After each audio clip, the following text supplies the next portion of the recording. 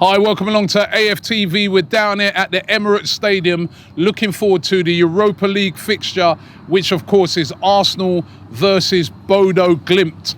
The euphoria of the North London derby is behind us now. It is behind me now. I finally managed to say, right, that was brilliant, but now push that to one side. Time to get down to business in the Europa League. Only our second game, James, of course, because our fixture that we were supposed to have had against PSV, that got cancelled because of the Queen passing away. And now it's back down to business. And my first question to you is this. Previous to this fixture, had you ever heard of Bodo Glimt? I hadn't. I'll be completely honest, I hadn't. I had heard of them in that I remember a team destroying Roma 6-1 and I had a good laugh at Jose Mourinho, but hadn't put two and two together. When I did my research coming into this preview, I realised there's a lot to actually kind of really admire about them going into this game. But no, I hadn't. So I think we're going to learn a lot more about them on Thursday night. Yeah, and the one thing we do know from the Europa League and from football in general is do not take teams for granted. Bodo Glimt, listen, they've been champions before in Norway. I know you've got a lot of information on them, and it kind of reminds me of when we played Ostersunds a couple of seasons, well, quite a few seasons ago. We went over to there. They, we beat them pretty easily, but they came to the Emirates and they beat us. And I remember that time when I went to both games thinking, this team, they play good football, man. They're decent. And they had an English manager at the time, which of course was Graham Potter, who went on to manage Brighton. And a little bit of parallel in this, in that Bodo Glimt's manager was linked to the Brighton job. When when Potter left the other day, he was getting linked to the Brighton job. So that indicates to me that they must be a team that play very, very good football. Yeah, and actually, I mean, quite frankly, I'll be honest about this. If you want the best insight, you go to Box to Box and you hear what they're saying there. Because, I mean, you're not going to get better insight. But yeah, from the Bodo Glimt fan speaking to Turkish, yeah. Yeah, they were saying that, they do play good football. It is sort of attack is their strength. They've got the top scorer in the league, Amal Pellegrino, with 20 goals in 24 games. So that's already a player to look out for. But I think this could be quite end-to-end, because one thing Arsenal haven't had here at home is actually a degree of defensive stability. It's weird. Away from home, we seem a little bit more solid, a little bit more tucked in, a little bit more compact and reliable at the back. Maybe that's a sense of you don't quite go all out when you're away from home. At home, I think we're putting on a spectacle for fans. 4 goals against Leicester.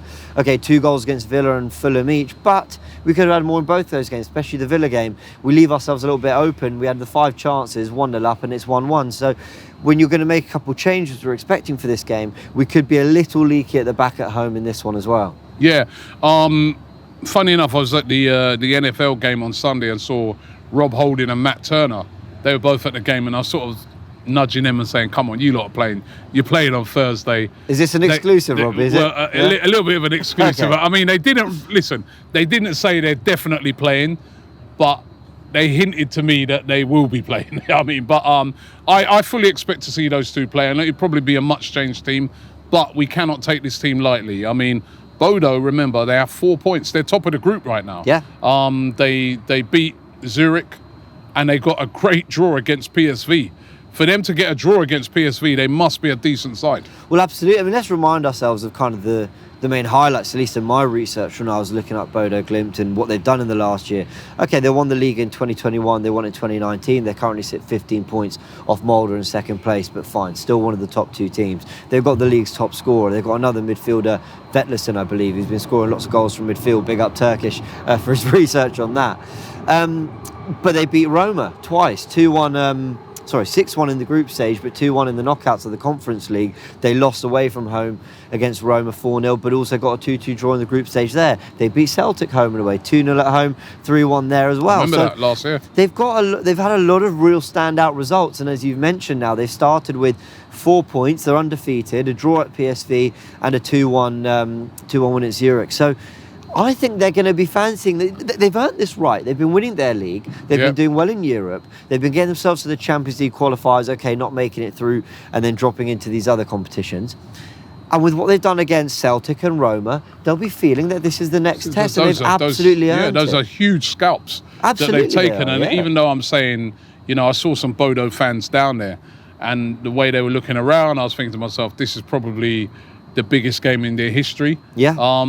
But, you know, maybe I'm giving them a little bit of disservice because they've already had 2 huge games against huge clubs and they've beaten them. Yeah. I mean, Celtic and Roma are massive clubs, and attached to Roma is obviously beating Jose Mourinho. So they've really had their moments in Europe already. In fact, I think he said on Box to Box, I don't want to ruin all of it, you should definitely go watch it. But I think he said that they're unbeaten in 14 home European games. So okay, obviously we're playing at the Emirates now, but they've been doing their thing at home. They've absolutely been in Europe. They've been no pushovers. So I'm very excited to see how the matchups are. I think, you know, I mentioned Vetlesen been getting goals from midfield. Can't say I'm any expert on the way he plays or his role in this team, but immediately there's a little bit of a battle there. Lokonga, is he going to come in, be the 6th, Vieira, all that? So that's going to be interesting. I guess the only thing we would say is that if you look at those games that they won against Celtic and what they won against Roma, they've lost a lot of those players since then. Is that right? Okay, they've lost some players and they're a little bit of a change team. I mean, look at them in the league position. Yeah. They're not winning their league this year. They're kind of way behind Mulder in second place, as you said. So, well, what about Arsenal? You know? What about Arsenal going into this game, coming off of the back of the North London derby, massive win, top of the league in the Premier League. I'm sure Mikel Arteta, he won't be taking Bodo Glimt lightly. But again, this is another one of those games that throws the opportunity up for a lot of players that haven't been playing week in, week out, specifically your players like Eddie and Nketiah. Well, yeah, I mean, you'd think Eddie's definitely going to play. You'd think there'd be minutes for players like Marquinhos and Vieira for sure. But I think this starting 11 is going to be really intriguing because I think Arteta, rather than seeing this game sandwiched in between Tottenham and Liverpool, I have a feeling he might sense a bit of an opportunity. Now, we're going to do the predicted 11 on a separate video, so guys, go check that out as well when that comes out. But he's actually got 3 home games in a row.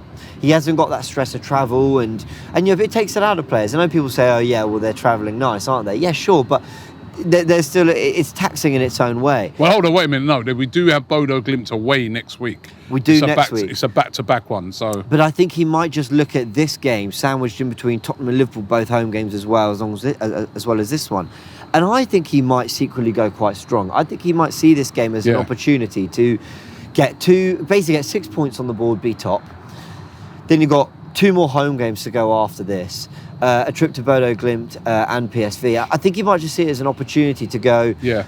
How many changes did he make for the last one? I mean, basically like made a lot of changes, nine in 11.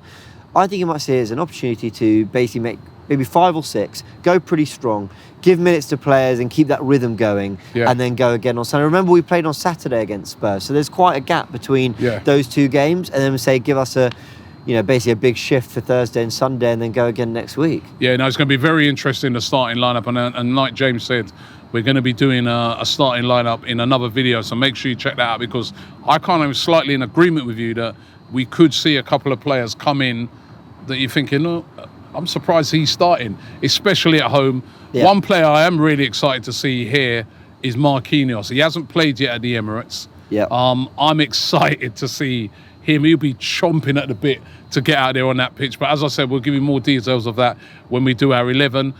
Injury news. What do we know about players coming back? Well, we still know, unfortunately, that Smith Rowe and Elneny have long-term injury. Smith Rowe, it could be December. He's had surgery. Shame, innit? Because he'd be playing in a game like this as well, wouldn't he? You know, someone made a great point on Twitter. Wish I could credit who it was. I've just forgotten. But they said Smith Rowe would be so perfect in this Granit Xhaka role right now, where he's got that eye for goal, box to box, getting forward, making those late runs. He wouldn't start over Xhaka in current form, but this is an opportunity in these kind of games to show what he could do in that role. Arteta tried him there a few times last season, didn't quite work, but with a more mature team, Zinchenko behind him, maybe Smith Rowe could really thrive there. So it's a shame that we don't have him for this game. Elneny again, would he be playing at the base over Partey for this game, and then you'd be seeing Lokonga in a more box-to-box. So it's a shame that midfield we have been a little bit depleted. I've got a little theory, which I'm going to say for the predicted 11, I know you're going to enjoy it, as to what he might do in midfield. But the other player I'm particularly excited to see him maybe get minutes for is Rhys Nelson,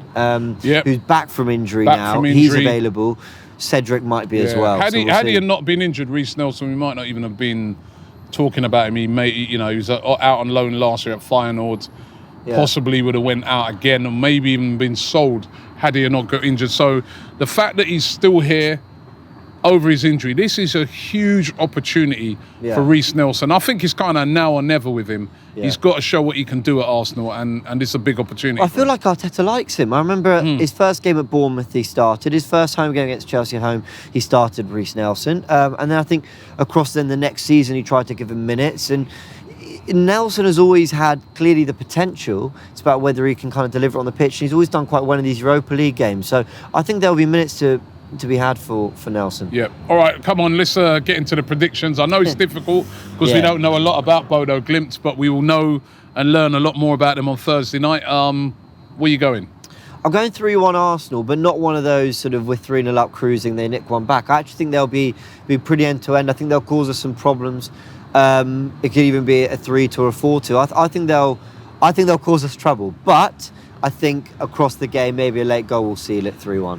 Yeah, I'm gonna go 3-0. Oh, it's about time we kept a clean sheet here. Yeah, it really is. I think we can't take Bodo lightly. Going away to PSV and getting a result against PSV was very impressive. But I think, listen, we got to win these home games. I think we will win this home game, and then be all set for the big one at the weekend against Liverpool. So I'm gonna go 3-0 to Arsenal. But looking forward to the game. Don't forget, as James said, we're doing an 11, our predicted 11 for that game. Make sure you check out that video. And also, if you want to find out a lot more about Bodo Glimt, check out Box to Box Turkish. Done some brilliant research, managed to find himself a Bodo Glimt fan, and the Bodo Glimt fans' insight into Bodo is brilliant. Obviously, he's a fan, so you can find out more about Bodo. And also next week, AFTV, we will be over there in Norway, in Bodo for the game as well. So that's going to be brilliant as well. Thanks for watching. Don't forget to subscribe, like the video, and looking forward to this one. Bodo Glimt against Arsenal at the Emirates. Shop for AFTV merch at shop.aftv.co.uk. Subscribe to us on YouTube. Follow us on Instagram, Facebook, Twitter, TikTok, Snapchat, and Twitch. We've got content for every platform, so check it out.